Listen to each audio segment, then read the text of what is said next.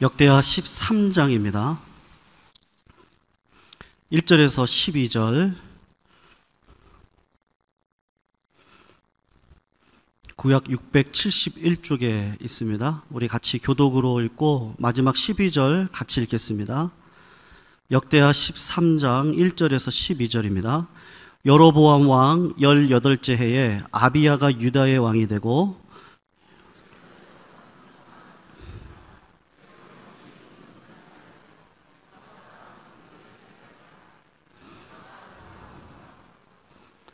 아비야는 싸움에 용감한 군사 40만 명을 택하여 싸움을 준비하였고 여로보암은 큰 용사 80만 명을 택하여 그와 대진한지라.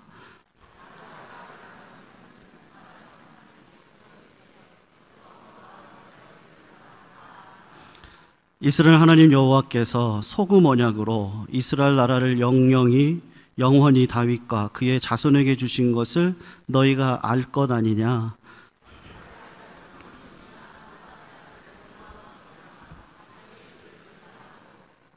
남봉꾼과 잡배가 모여 따름으로 스스로 강하게 되어 솔로몬의 아들 르호보암을 대적하였으나 그때 르호보암이 어리고 마음이 연약하여 그들의 입을 능히 막지 못하였었느니라.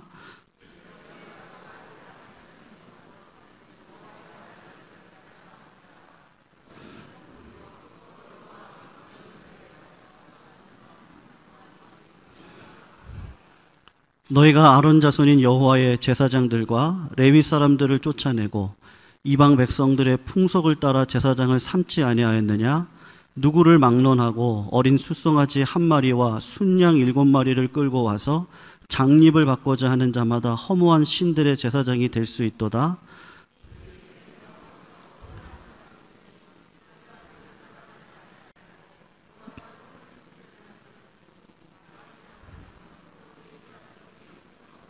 매일 아침 저녁으로 여호와 앞에 번제를 드리며 분향하며 또 깨끗한 상에 진설병을 놓고 또 금 등잔대가 있어 그 등의 저녁마다 불을 켜나니 우리는 우리 하나님 여호와의 계명을 지키나 너희는 그를 배반하였느니라. 하나님이 우리와 함께하사 우리의 머리가 되시고 그의 제사장들도 우리와 함께하여 전쟁의 나팔을 불어 너희를 공격하느니라. 이스라엘 자손들아, 너희 조상들의 하나님 여호와와 싸우지 말라. 너희가 형통하지 못하리라. 아멘. 오늘 우리가 살필 본문 역대하 13장입니다. 그런데 제가 사실은 살펴보고 싶은 본문이 있었는데 산상수훈 마태복음 5장, 6장, 7장에 나오는 말씀 중에 5장 13절 그러므로 너희들은 세상의 소금이다라는 말씀을 같이 살펴보고 싶었습니다. 예수님께서 하신 산상수훈 말씀을 보면 이 구약 성경하고 밀접하게 연결이 되어져 있습니다. 그리고 우리 주님이 말씀하셨는데 나는 구약의 율법을 완성하러 온 사람이지 폐하러 온 자가 아니다. 그렇게 말씀을 하셨고 주님이 우리들을 향해서 너희는 세상의 소금이다 라고 말씀을 하셨다면 그냥 주님께서 하신 말씀이 아니라 구약의 의미를 차용해서 새 언약 가운데 있는 신약 시대에 우리들을 향해서 소금이다라고 말씀을 한 것입니다. 여러분, 구약에서의 소금이라고 했을 때 하나님께서 분명히 말씀하신 그 뜻이 있는데 그거를 조금 살펴보면서 우리 주님이 말씀하신 이 소금이라고 하는 의미를 추적해보고 우리의 삶을 한번 이렇게 되돌아보는 시간이 되었으면 좋겠습니다. 일부러 뒤에 자막으로 띄우지 않는데요. 한번 말씀을 2개만 찾아보겠습니다. 오늘 본문 말씀을 주보로 한번 끼워 넣으시고 레위기 2장에 있는 말씀인데 147쪽에 있습니다. 레위기 2장 13절을 한번 다 찾아보시면 좋겠습니다.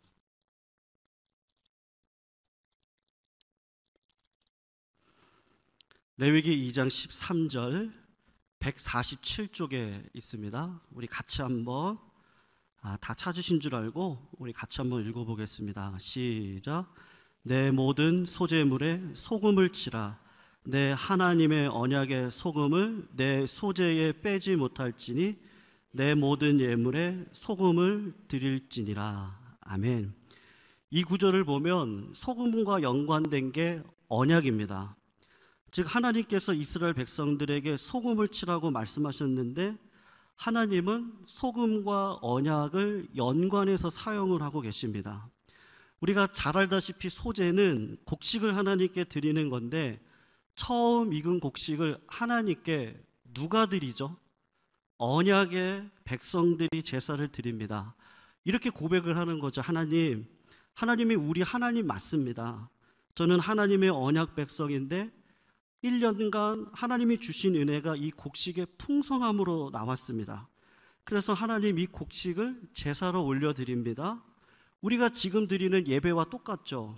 하나님, 제가 한 주간 믿음으로 세상 살아갈 수 있게 해 주신 거, 그거 하나님의 은혜입니다. 우리 자녀들, 우리의 가족들, 우리 교회, 이 나라가 하나님의 은혜가 아니면 여기까지 올 수 없다는 걸 다 알죠. 그 은혜를 알고 감사해서 하나님 이 예배 드립니다. 그렇게 하나님께 언약의 은혜 아래 살아가는 감사를 표현하면서 구약시대 곡식을 하나님 앞에 드리는데 하나님이 굳이 거기다가 소금을 치라고 지금 말씀을 하시는 겁니다. 왜 소금을 칩니까? 우리가 그렇게 물을 때 하나님이 뭐라고 말씀하시느냐 하면 내가 너와 맺은 언약이라는 거죠. 내가 너와 한 번 맺었기 때문에 이거는 변치 않는 언약입니다. 영원토록 지속될 언약입니다. 너도 그 마음 알지? 내 마음을 알면 너도 그 마음을 아는데 하나님이 변치 않는 것처럼 너도 언약에 충실해서 변치 않는 인생을 살아가야 돼. 네, 하나님, 제가 변치 않는 인생 살아가겠습니다. 언약에 충성해서 떨어지거나 배반하거나 예배를 드리고 제사를 드리는 이 마음이 한결같이 영원하도록 하나님 저를 붙들어 주세요. 그런 의미로 소금을 칩니다. 그래서 소금은 구약 성경의 제사와 관련해서 나타난 것을 보면 하나님의 언약에 대한 의식, 그리고 그 언약을 변하지 않겠다, 이런 예배와 언약이 영원토록 깨지지 않을 겁니다. 제가 영원히 지키고 하나님을 섬기고 살아갈 겁니다라는 언약의 관계에 있어서 하나님께서 소금을 치라고 말씀을 하십니다. 성도님들, 하나를 더 찾아보시겠는데요. 앞으로 넘기시면 민수기 18장입니다. 구약 226쪽에 있는데요. 19절 말씀을 우리 같이 한번 읽어보겠습니다. 민수기 18장 19절입니다. 구약 226쪽에 있습니다. 같이 읽겠습니다. 시작. 이스라엘 자손이 여호와께 거제로 드리는 모든 성물은 내가 영구한 몫이 음식으로 너와 내 자녀에게 주노니 여호와 앞에 너와 내 후손에게 영원한 소금 언약이니라. 제사장에게 약속하는 말씀입니다. 우리가 잘 알다시피 제사장은 땅을 기업으로 받을 수 없습니다. 제사장은 하나님의 은혜로 살아가도록 하나님이 계획하시고 약속을 맺으셨는데 하나님께서 그들의 생존을 누구한테 맡겼느냐 하면 교회에 맡긴 거죠. 제사, 예배에 또 성도님들의 손길을 통해서 아론의 제사장들이 살아갈 수 있도록 하나님이 언약 가운데 확정해 주셨습니다. 이스라엘 백성들이 거제인데 제사의 종류죠. 제물을 이렇게 위로 들어 올리는 거제를 드리는 모든 제사의 예물을 누구에게 주겠다고 말씀하셨느냐 하면 아론과 그의 자손들에게 거제로 드리는 모든 제물을 분명히 주겠다 언약을 맺었습니다. 그리고 그 언약이 절대로 바뀌지 않는 영원한 언약입니다. 그래서 뭐라고 이야기하냐면 그 언약을 민수기에서 소금 언약이다, 그렇게 말씀을 하셨습니다. 그래서 소금이라는 것은 하나님께서 약속하신 것을 영원토록 지키세요. 하나님이 소금을 치는 언약은요, 우리가 죽을 때까지, 하나님 나라가 예수님이 재림할 때까지 변치 않는 겁니다. 그 바꾸지 아니하시는 하나님의 언약이 끝까지 지켜질 것이라는 뜻으로 하나님이 소금이라는 말씀을 쓰십니다. 그러니까 레위기의 말씀이나 민수기의 말씀이나 하나님께서 소금 언약, 소금이라고 할 때는 언약의 백성과 맺은 하나님의 약속이 바뀌거나 변질되거나 깨어지는 법이 전혀 없는 거죠. 언약의 약속이 영원하다. 그리고 결코 이거는 변질되지 않는다. 소금의 맛이 그렇듯이 변질되지 않는다는 의미에서 소금 언약을 쓰고 있습니다.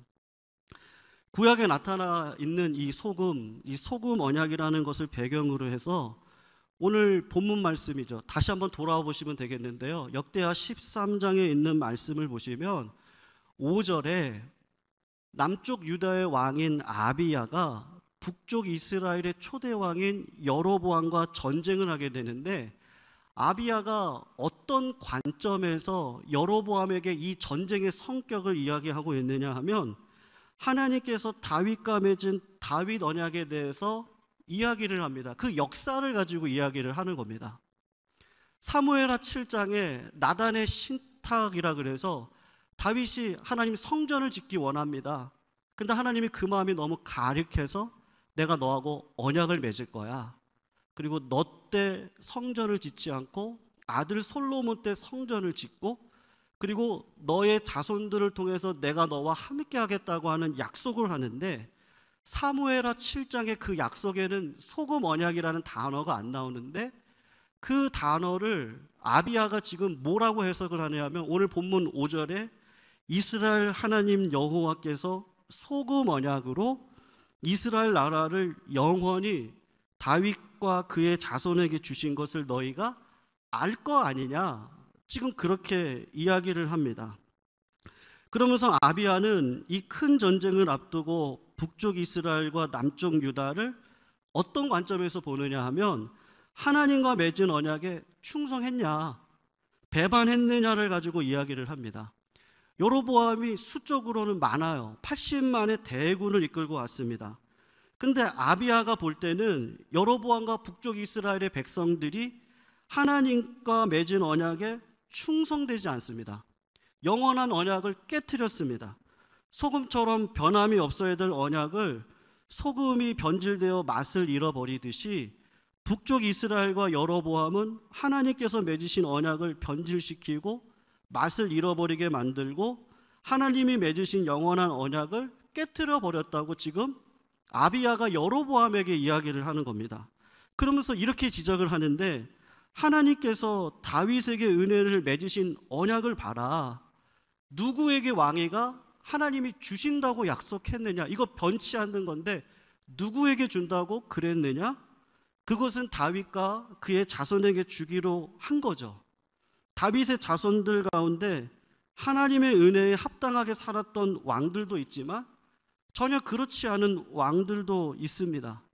그런데도 불구하고 하나님께서는 이스라엘의 왕위를 다윗과 그의 후손에게 주고 있고, 잘못된 사람이 나오면 사람 채찍으로 치고 인생 막대기로 그를 징계하지만, 그러나 왕위가 다윗 가문에서 떠나지 않겠다는 약속을 하나님이 소금을 쳐서 하시는 겁니다. 그런데 여로보암이 그 하나님의 언약의 약속을 깨트리고 자기 스스로 왕이 되는 거죠. 하나님은 다윗 왕권에 왕을 주셨는데 본인이 왕이 됩니다. 하나님은 여로보암을 통해서 하실 일이 있었는데 여로보암이 그 일을 무시하고 그 말씀을 무시한 거죠. 하나님의 말씀을 무시하고 스스로 왕가를 따로 만듭니다. 그래서 하나님과 다윗이 맺은 언약을 이 여로보암이 깨트립니다. 아비야가 또 지적하는 게 이건데, 하나님과 맺은 언약에 충성되고 그 언약이 영원하려면 우리는 하나님께만 예배를 합니다. 이 예배를 통해서 하나님이 우리들에게 은혜를 주시죠. 살아갈 수 있는 힘을 주십니다. 성령의 뜻을 알게 하시고 생각나게 하셔서 하나님의 뜻대로 살아갈 수 있는 힘을 하나님께만 예배할 때 주시는데, 지금 여로보암 너는 그렇게 하고 있지 않다. 북쪽 이스라엘 너희는 하나님의 언약을 깨트렸다고 지적을 합니다. 금송아지를 가지고 섬기고 있지 않느냐? 하나님을 섬긴다고 하는데 주일날 나와서 예배를 드린다고 하지만 실제 생활에 내 삶에 가장 중요한 거는 다윗과 같이 어떠한 상황에서도 말씀을 의지하고 하나님 말씀하셨으니까 내가 말씀대로 살겠습니다가 아니라 최종적으로 가서 보니까 솔로몬처럼 세상에서의 자랑, 성공, 세상에서의 행복을 위해서 하나님의 언약 백성으로 살아가는 법을 깨트리고 있는 거 여로보암에게 지적을 하는 거죠.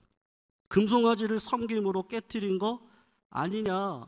왜 금송아지를 섬겼느냐 하면 이유가 딱 한 가지인데, 여로보암 너가 왕권 포기할 수 없는 거 아니냐.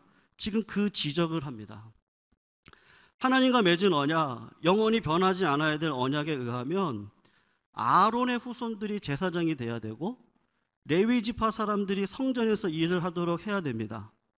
그런데 여로보암이 금송아지를 만들어서 예배를 변질시킵니다. 그러니까 신앙적으로 바로 서 있는 제사장과 레위인들이 북쪽 이스라엘에 있지 않고 그 공동체를 떠나서 남쪽 유다로 내려갑니다. 그 결과 여로보암이 말씀대로 안 했으니까 다윗처럼 바로 회개하면 되는데, 여로보암이 어떻게 하느냐 하면 아론 자손이 아닌 사람을 제사장으로 삼고 레위 지파가 아닌 사람을 성전에 봉사 맡는 사람으로 삼습니다. 조건은 이건데 숫송아지 한 마리 가지고 오고 순양 7마리 가지고 와서 내가 제사장 직분 맡고 싶습니다. 레위의 그 봉사 직분을 맡고 싶습니다. 그렇게 이야기하는 사람은 무조건 제사장이 되게 하고 성전 봉사 맡는 자로 그렇게 했던 겁니다. 그것은 하나님과 맺은 언약을 변하지 않아야 될 소금과 같은 소금 언약을 배반하고 깨트린 거죠. 아비야가 여로보암에게 지금 그 말을 하는 거예요. 너희가 언약을 깨트리고 소금 맛을 다 잃었다. 그러나 우리는 하나님의 소금 언약에 충성됩니다. 다윗의 후손이 왕위를 차지하고 있고 하나님께서 말씀하신 아론의 후손들이 제사장의 직무를 하고 있습니다. 레위 지파 사람들이 성전에서 봉사하고 있습니다. 우리 주님 말씀하신 대로 아침 저녁마다 번제를 드리고 항상 하나님께 분향할 향, 기도의 향을 날마다 피우고 깨끗한 상에 진설병을 진설해서 그 말씀의 떡을 날마다 먹고 등잔대를 매일 저녁마다 켜서 하나님과 맺은 계명과 언약을 끝까지 충성하고 지키고 있다. 이 소금 언약을 우리가 영원히 간직하고 있다. 그런데 너희들은 그 언약을 배반했다. 지금 아비야가 여로보암에게 말씀과 하나님의 역사를 가지고 지금 분명하게 이야기를 하는 겁니다. 결론적으로 아비야는 여로보암에게 이렇게 이야기를 하는 거죠. 하나님과 맺었던 소금 언약을 깨트렸는데 과연 너희들에게 하나님이 함께 하시겠느냐는 거예요. 다윗 언약을 깨뜨리지 않고 말씀의 근거에서 삶을 살아가고 있는 자들에게 다윗이 어디를 가든지 승리케 하셨던 것처럼 우리가 다윗 언약을 깨지 않고 맛을 변질시키지 않고 살아가고 있는 우리들과 하나님이 함께 하시지, 소금 언약, 다윗의 언약을 깨뜨렸던 너희들 아무리 80만이라고 하는 대군을 가지고 와도 이 전쟁에서 승리할 수 없다. 하나님한테 대적하지 말아라. 결코 형통할 수 없다라고 이야기를 합니다. 그런데 80만을 데리고 와서 40만 군대와 싸웠던 여로보암이 작전을 잘 짜가지고 협공을 잘하는 것 같은데 역대하 13장 후반을 보면 하나님께서 언약에 충성된 소금과 같이 하나님의 언약의 맛을 잃지 않고 살아가는 남쪽 유다를 건지시고 하나님의 맺은 언약을 배반하고 소금의 맛을 잃었던 여로보암에 대해서는요, 징계하시는 장면이 역대하 13장에 등장하는데 그 가운데 소금 언약이라고 하는 기준을 통해서 말씀하고 있는 거죠. 성도들, 우리 주님이요, 소금 언약을 맺으실 때가 있었습니다. 언젠지 아십니까?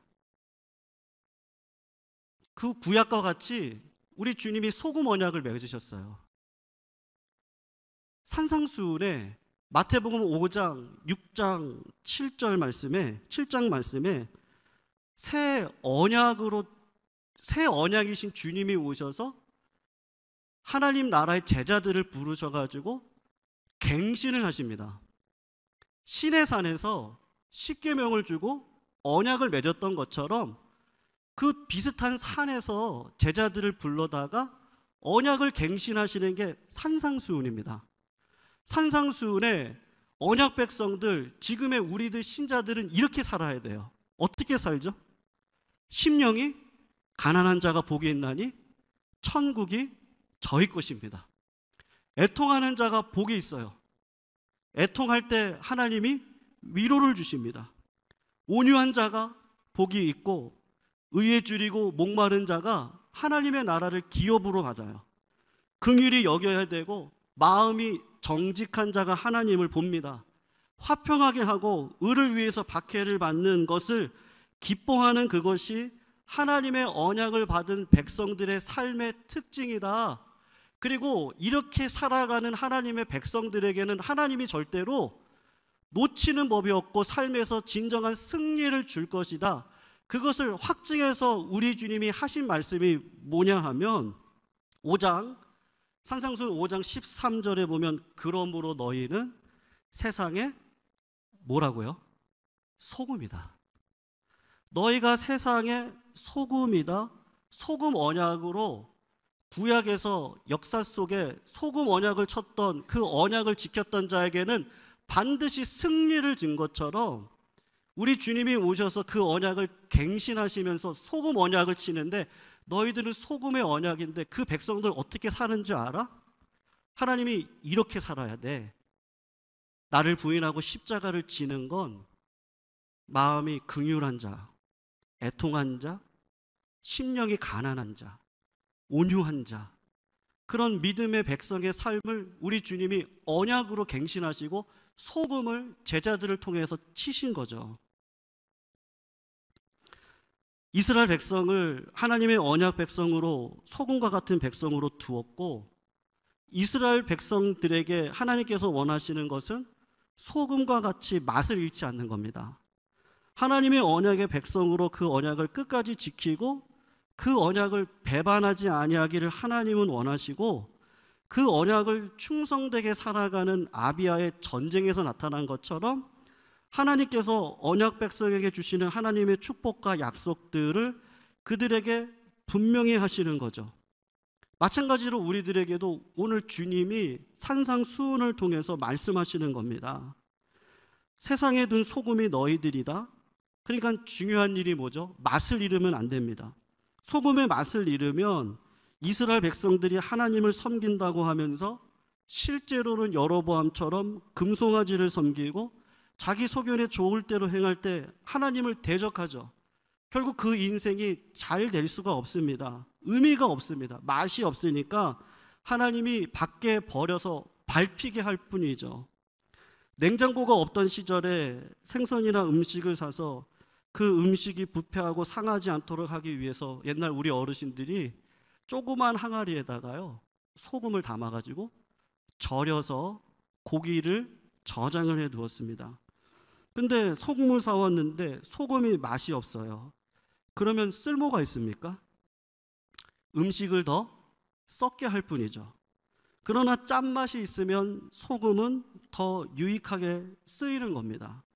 예수님께서 우리들을 향해서 너희들이 세상의 소금이다. 하나님의 언약 백성이다.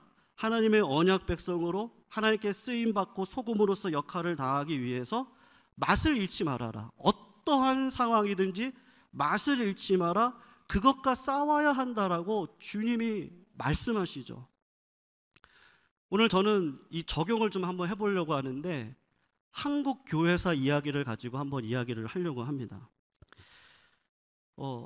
제가 몇 권의 책을 읽고 제가 내린 결론입니다. 이거 그러니까 제 좁은 소견입니다. 그러니까 제 소견이 어떠신지를 한번 들어보시면 좋을 것 같은데 한국 교회사를 볼 때요. 너희들이 세상의 소금이다라는 말씀대로 교회가 굳건히 섰을 때가 있었습니다.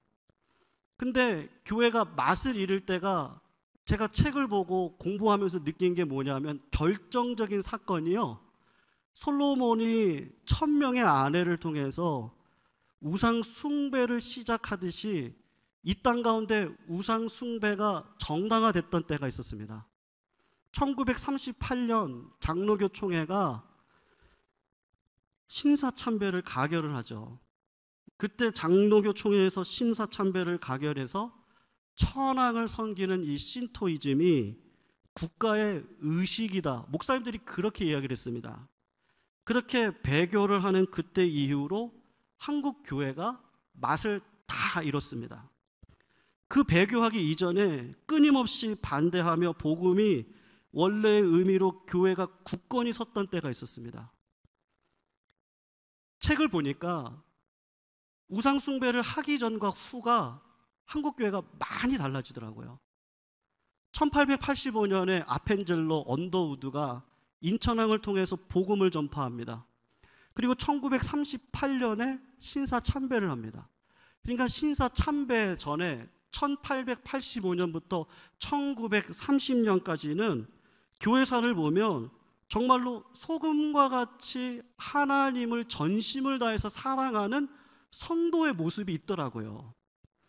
그 기간에 한국 교회를 보면 굉장히 놀라운 일이 많았는데, 이만열 교수님께서 한국 교회사를 쭉 연구하면서 최초로 발견한 자료가 있는데, 그 자료에 이런 내용이 있어요. 조선 후기 지방의 사또로 부임하기 싫어하는 사람의 하소연을 쓴 건데, 조선 후기면요, 나라가 부정부패로 정말 만연해서 망할 수밖에 없는 그 시기인데, 어떤 사또가 저 지역만큼은 가기 싫다라고 하소연을 하고 상소를 올렸습니다. 왜 그러느냐 하면은, 사또로 부임을 하면 뇌물을 주고 사또 됐으니까 여러 가지 일을 통해서 백성들한테 뇌물을 받고 축제를 하고 부정을 저지르거나 돈을 많이 벌어야 되는 일이 일반적인 일인데, 그런데 어떤 지역에는 부임하기를 싫어합니다. 이유가 한 가지인데, 예수교를 믿는 사람들이 그 지역에는 많기 때문이에요. 자료가 그렇게 나와 있습니다. 그래서 그쪽에서 사또나 관리가 부정한 일을 하면 그쪽에 있는 마을 사람들이 찾아와 가지고 정당하게 항의를 하는 거죠. 사또로서 어떻게 이런 일을 하면 할 수가 있습니까? 안 됩니다. 이렇게 말을 합니다. 그러니까 그 지역 자체가 부패가 통하지가 않는 겁니다. 이유는 단 한 가지인데, 예수를 믿는 교인들이 많기 때문이고, 그 소문이 퍼져서 그 고을에 사또로 부임하기 싫다는 기록이 있습니다. 초창기 한국교회 신앙을 보면 그분들의 믿음의 삶이, 야 진짜 소금이다. 벌써 이것만 봐도요, 야 진짜 소금과 같은 삶을 살아가고 있구나. 지금 한국교회 기독교 역사가 130년인데 오히려 우리가 그 역사와 전통을 받았으면 더 소금과 같은 역할을 지금 우리가 하고 있어야 될 것 같은데, 기독교 역사가 30년이 되지 않는 신자들이 세상의 부패를 그거 안 된다고 이야기하는 그 현장이 참 우리를 부끄럽게 하는데, 왜 그랬을까? 자료를 보니까 선교사님들이 한국교회 1930년대 초반을 정리한 이야기가 있는데, 당시 교회 상황을 설명하고 있는 겁니다. 한국교회는요, 사실상 그 당시 주일학교예요. 교회에 참석 숫자로 주어진 통계가 예배 통계가 아니고 주일학교에 등록한 교인들의 통계를 냈습니다. 선교사님들이. 1930년도 그 어간의 한국교회는 주일 예배를 몇 시에 드리냐면요, 지금처럼 대예배를 11시에 드리는 게 아니라 그 당시에는 오후 2시에 예배를 드립니다. 지금의 11시 예배를 2시에 드립니다. 그러면 오전에는 무엇을 합니까? 오전 9시에는 어린이들을 위한 주일학교가 있어요. 그리고 10시 반에는 모든 성인 남자들을 위한 주일학교가 있습니다. 그리고 낮 12시에는 모든 성인 여자들을 위한 주일학교가 있어요. 말 그대로 지금 뭐 유초등부 이런 거 얘기하는 게 아니라 그냥 학교입니다. 그냥 주일날 와서 먼저 한 게 뭐냐면 말씀 배우는 거예요. 어린이부터 남자 여자에 이르기까지 예배 드리기 전에 교회에 와서 말씀 공부를 합니다. 그리고 말씀 공부가 끝나고 나면 어린이와 모든 성인들이 대예배를, 지금의 11시 예배를 오후 2시에 드렸습니다. 그 당시 조선의 인구가 2200만인데 예수 믿는 사람이 50만이래요. 그러면 몇 퍼센트죠? 제가 계산해 보면요, 3%가 조금 넘는 것 같은데, 그분들에게는 제가 어릴 적에도 그런 얘기 들었는데 예수쟁이라는 말, 그게 좋은 말이죠. 저희들한테는 예수쟁이들은 못 말려, 소금과 같은 역할을 하니까 못 말린다고 예수쟁이라 그러는데, 그 당시 3%의 예수쟁이가 대한민국을 살리고 있었습니다. 저는 학습 교육을 통해서 좀 깜짝 놀랐는데, 처음에 선교사님들이 1대1로 세례 받기 전에 학습 교인들을 10주 동안 가르쳤습니다. 그렇게 하다가 꾸준히 관심을 가지고 성도들의 심령 상태를 살피면서 10주 가지고 안 되겠구나라는 생각이 들어서 세례 교인이 되기 전에 10주에서 6개월로 학습 교육을 연장을 시키고, 나중에는 1년이 되고요. 1930년도 초에는 세례를 받기 전에 2년이나 4년 동안 학습 교육을 받는 걸로 되어 있습니다. 그런데 학습 교육의 기간보다 학습 교육을 하면서 교회가 1900년대 초입니다. 아무런 희망도 없던 그때에 학습 교육을 받는 교인들에게 교회가 무엇을 가르쳤는지 아십니까? 기록을 보면 학습 교육을 받았던 소책자의 제목이 신자와 성령입니다. 성령 충만을 받는 것이 무엇인가? 성령님을 거스른 죄가 무엇인가를 설명을 합니다. 학습 교육을 받기 전에 그 당시엔 첩이 많으니까 첩에 있으면 아예 받지를 않습니다. 성령님을 거스리는 죄, 성령 충만을 어떻게 받아야 될까? 다 기준이 어디냐면 말씀인 거죠. 말씀을 기준으로 해서 주일, 성수, 안식일을 가르칩니다. 안식일을 거룩하게 지키는 방법이 뭐고, 이날을 거룩하게 지켰을 때 약속된 복이 뭐고, 우리가 어떻게 주일을 지켜야 되는지 학습교인들에게 가족들에 대해서도 가르칩니다. 남편과 아내가 어떻게 해야 되는지. 그 당시에 아내들이 했던 일이 뭐냐면 무조건 맞는 거예요. 죽도록 매 맞는 겁니다. 이유 없이 남편에게 매를 맞는데, 남편과 아내가 어떻게 해야 할지를 성경을 통해서 가르칩니다. 부모와 자녀의 관계가 어떻게 해야 될지 학습교인에게 가르치고, 결혼을 할 때는 어떻게 해야 되고, 가정예배를 어떻게 드려야 할지를 가르칩니다. 제가 좀 깜짝 놀란 부분이, 직분자 교육 때 다루기 쉽지도 않은데 학습교인들에게 하나님의 청지기로서 시간을 어떻게 사용해야 될지를 가르치고, 재물을 어떻게 써야 할지, 기부를 할 때 어떤 원리를 따라 해야 할지를 교회가 가르치고요. 자기 몸에 대해서도 교회가 꾸준히 가르칩니다. 경건에 생활하는 법을 교회가 가르치고, 매일 성경을 읽고 기도하고 실제적인 하나님의 임재를 깨닫고, 그 임재를 통해서 하나님의 능력과 기적과 은혜를 베푸실 것을 믿으면서 경건의 연습을 통해 훈련을 받아서 능력으로 살아가는 걸 몇 년의 기간을 통해서 됐다 싶으면 세례를 주는 일들을 저는 1시간 가르치거든요. 학습교육 제가 1시간, 정말 길면 1시간, 1대1일 때 제가 1시간 가르칩니다. 그리고 몇 명이 같이 있으시면 30분 가르칩니다. 그러니까 저도 참 많이 회개를 했는데, 그렇게 통과되지 않는 사람은 세례교인으로 받지 않습니다. 처음부터 한국교회에 온 선교사님들이 한국교회를 어떻게 세울까를 고민하다가 많이 고민하고 기도하는 가운데 한국교회를 말씀의 터 위에 세워야겠다. 소금의 맛을 잃지 않는 교회로 교인들을 하나님 앞에 받아들여야겠다. 그거를 일관되게 주장해 왔는데, 그게 왕창 무너진 게 언제냐면 1938년 신사참배 가결입니다. 신사참배 가결 전에는 1907년 평양대봉운동이 일어났습니다. 성도들이 교회에 물밀듯 들어옵니다. 그래도 놓치지 않았던 게 뭐냐면, 이 학습교육을 1년을 가리키고 2년을 가리키고 3년을 가리키고 4년을 가리켜서 하나님 앞에 거듭난 자가 아니면 교인으로 세우지 않았는데, 신사참배를 하고 세상의 가치관이 교회에 들어왔는데, 한국교회 위기가 1970년도 80년도더라고요. 그때는 일주일 만에 한국에 있는 교회가요 수십 개가 개척되어졌던 때고, 교회가 개척되어지고 모든 성도들이 교회로 몰려올 때인데, 그때 한국교회 많은 성도들이 몰려올 때 한 번 우상 숭배를 하고 가치관이 변질되어지니까 자꾸 교육을 줄여요. 하나님을 알아가는 성경 공부를 줄입니다. 왜 젊은이들이 신천지로 갔죠? 간 이유는요, 교회가 말씀이 없었어요. 말씀을 말씀대로 가르치지 않고 청년들은 지식에 대한 이 욕구가 있고 정말 말씀대로 살고 싶은 정의가 청년 때 불같이 일어나는데, 그걸 교회가 해소해 주지 못하니까 해소해 주는 것을 찾다 보니까 대학교에서 진행되어지는 CCC나 그런 쪽으로 가고요. 그렇지 않으면 신천지로 빠지는 경우들이 수도 없이 많았던 거죠.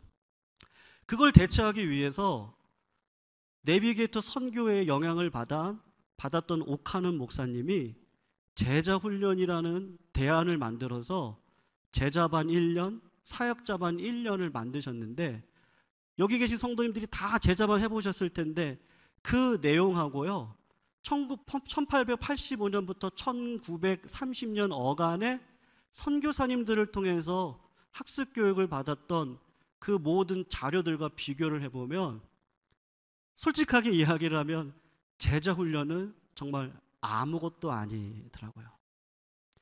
그 정도로 신사참배가 이루어지기 전에 한국 교회는 정말 다윗과 같이 소금을요, 산상수훈에서 너희들은 세상의 소금이다라고 이야기했을 때 주님이 소금의 본질에 강조를 하셨습니까? 아니면 역할에 강조를 하셨습니까? 그렇게 이야기를 하면 주님은요, 역할에 강조를 하지 아니하시고 본질을 강조를 하신 거죠. 다른 말로 이야기를 하면 요한복음에 등장하는 영접하는 자, 그 이름을 믿는 자들에게는 하나님의 자녀가 되는 권세를 주셨습니다. 그 당시에는 하나님의 자녀의 권세가 이 땅 어떤 권세보다도 크기 때문에 말씀을 근거로 삶을 살아가고 부패한 관원들이 있으면 그 부패를 지적할 수 있을 만큼 세상의 악과 싸울 수 있는 세상의 소금의 맛을 가지고 있었던 사람들이었는데, 지금 이 시대는 어떻죠? 2000년 전에 예수님께서 오셨습니다. 아브라함과 다윗의 자손들에게 하셨던 약속을 성취하고 그를 믿고 의지하는 자들로 하여금 영원한 하나님의 나라를 유업으로 이어가도록 하셨습니다. 그리고 예수를 믿는 자들에게 하나님의 자녀가 되는 권세를 주셨습니다. 근데 그 하나님의 자녀가 되는 권세가 점점 무기력해져 갑니다. 하늘 소망을 두고 살아가는 게 아니라 우리의 마음속에 우상 숭배가 거부할 수 없을 정도로 변질되어져서 세속화가 되어져 있는 마음을 우리가 여전히 가지고 살아갑니다. 변질된 언약의 말씀이 교회 안에 들어오기 시작했습니다. 제 소견입니다. 차라리 애굽의 총리가 되는 게 낫다. 말씀 의지하고 애굽 총리가 되는 게 낫다. 차라리 느헤미야처럼 페르시아 술관원장이 되는 게 낫다. 그래서 이 세상을 바꾸고 이 세상을 한번 하나님 나라로 만들어 보자는 말을 서슴없이 합니다. 하나님의 자녀의 권세로서 만족을 했던 히브리 시대의 우리의 선조들은 화형에 처해지기도 하고 때로는 말로 다 할 수 없는 환난과 핍박과 고난을 겪기도 하고 억울한 일을 당하면서도 참아냈는데, 그들이 그렇게 참아냈던 이유는 하나님의 자녀라고 하는 권세가 얼마나 큰지를 알기 때문에, 세상 권세와 비길 게 아니기 때문에 소금의 맛의 역할을 하면서 살았습니다. 근데 우리의 마음이 무기력해지고 세속화되어져서 하나님의 자녀의 권세만으로 만족할 수 없고 세상 속에서도 영향력을 행사해야만 마치 하나님이 일하시는 것처럼 우상 숭배의 그런 프레임이 한국 교회 안에 여전히 들어와 있는 모습을 저는 발견을 하고 그렇게 생각을 합니다. 예수님께서 제자들에게, 저희들에게 하신 말씀은 너희들은 세상의 소금입니다 라는 말씀입니다. 우리는 세상에 하나님께서 주신 소금입니다. 그 소금의 맛을 잃으면 결코 안 되죠. 어떠한 상황에 계시든지 어떠한 삶을 살든지 하나님께서 말씀하시는 소금의 맛을 내가 어떻게 유지하고 살아갈 수 있는가? 그것은 솔로몬처럼 왕이 되는 것도 아니고요, 많은 재물을 가지고 있는 것도 아니고, 그 많은 재물을 하나님 앞에 올려드리는 것도 아니고, 더 본질적으로 얘기하면 성전을 멋지게 지는 것도 아니라, 하나님께서 솔로몬에게 하셨던, 그래 너 잘했어, 성전 잘 졌다, 그래 겸손한 마음으로 지혜를 구하는구나. 근데 주님이 항상 하셨던 말씀, 그런데 너가 아버지 다윗과 같이 전심으로 나를 따르면 내가 너의 위를 영원히 할 거야. 영원히 할 거야. 다윗과 같이 전심으로 주님을 따르는 그 마음을 하나님은 지금도 저희들에게 원하시는 거죠. 성도님들, 한국 교회 기준이 미국 교회입니까? 한국 교회의 기준이 우리 한국에 있는 대형 교회가 기준입니까? 말씀이 기준이죠. 말씀이 기준입니다. 말씀이 그렇게 하라고 하면 말씀대로 하면 됩니다. 말씀대로 하지 않으니까 이런 일이 벌어지는 거죠. 그리고도 모릅니다. 우리는 그게 하나님의 영광을 위해 살아가는 걸로 합니다. 여로보암처럼요. 금송아지를 섬기는데도 하나님이 우리와 함께 하신다고 생각을 하는 거죠. 원칙대로 하지 않는데도 우리는 주님을 따라간다고 이야기를 하면서 하나님이 하셨다고 합니다. 하나님이 언제 성전을 그렇게 크게 지으라고 했습니까? 마음을 달라 그랬죠. 소금 언약이 하고 싶은 말, 우리 주님이 산상수훈을 통해서 해주고 싶은 말은 정말로 신자라면요, 마음이 가난해야 됩니다. 네, 부자도 가난할 수 있고 가난한 자도 가난할 수 있습니다. 그것은 다윗의 마음만 가지면 되는 거죠. 다윗처럼 애통할 수 있어야 되는 거죠. 다윗이 범죄하고 난 다음에 언제 왕권을 회복해달라고 했습니까? 주의 성신을 내게서 떠나지 마시옵소서. 하나님이 내 눈 열어주셔야 됩니다. 내 마음은 어두워요. 빛 대신 예수 그리스도가 오셨는데도 그 빛 대신 예수 그리스도를 모르는 자가 저희들이에요. 그래서 하나님이 우리 눈을 열어주셔야 우리가 신자된 인생을 이 땅 가운데 살아갈 수 있는데, 오늘 그 소금 언약을 통해서 우리들에게 말씀하고 계시는 거죠. 하나님께서 말씀하시는 소금의 맛을 내가 어떻게 유지하고 살아가고 있는지 하나님께 은혜를 구하시기를 주님의 이름으로 축원합니다. 우리에게 능력이 없습니다. 그래서 하나님, 좀 내 눈을 열어주세요. 그게 애통이죠. 정직한 자죠. 그때 하나님이 보여주시죠. 마음을 다하는 그 하나님의 사람들을 하나님이 가만 놔두시겠습니까? 자손까지라도 하나님은 다 책임져서 언약의 약속대로 살아가는 백성들 하나님 반드시 책임져 주십니다. 그 예배, 기도의 영광, 찬양의 영광을 내 마음으로 놓치지 말고 소금 언약을 붙들고 오늘 하루하루를 살아가는 거, 그걸 주님은 그래 믿음으로 살아가는 거야. 그렇지, 오직 의인은 믿음으로 사는 거야. 믿음으로 사는 거라고 오늘 저희들에게 확정시켜 주십니다. 그 믿음 붙들고 한 주도 살아가시는 주님의 귀한 종들이 되시기를 주님의 이름으로 축원합니다.